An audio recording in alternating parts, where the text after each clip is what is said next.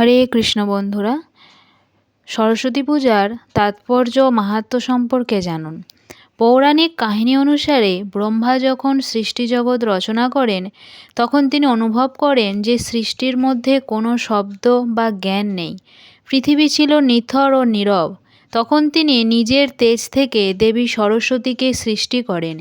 দেবী তার হাতের বীণা সাজিয়ে সৃষ্টিতে সুর ও বাণীর সঞ্চার করেন। তাই জগৎকে জ্ঞানালোক দান এবং অজ্ঞানতার অন্ধকার দূর করার জন্যই সরস্বতী পূজার প্রচলন হয়। মূলত বসন্ত বাসন্তী পঞ্চমী তিথিতে এই পূজা উদযাপিত হয়। এটি শিক্ষার্থীদের জন্য প্রধান উৎসব, যেখানে তারা বিদ্যার দেবীর কাছে আশীর্বাদ প্রার্থনা করেন। গান, নাচ, ছবি আঁকা এবং লেখালেখির মতো সৃজনশীল কাজের দেবী হিসেবে সরস্বতী আমাদের সাংস্কৃতিক চেতনার প্রতীক। দেবীর আশীর্বাদ, দেবীর প্রতিটি প্রতীকই আমাদের জীবনের জন্য এক একটি মহান শিক্ষা ও আশীর্বাদ বহন করে। শ্বেত বস্ত্র ও পদ্ম, পবিত্রতা ও স্বচ্ছ চিন্তার প্রতীক।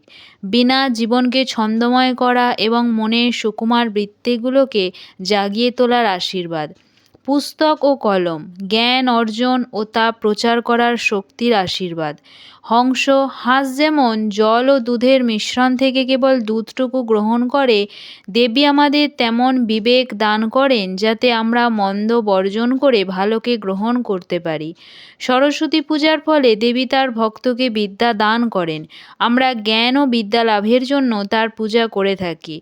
জয় সরস্বতী দেবী। হরে কৃষ্ণ।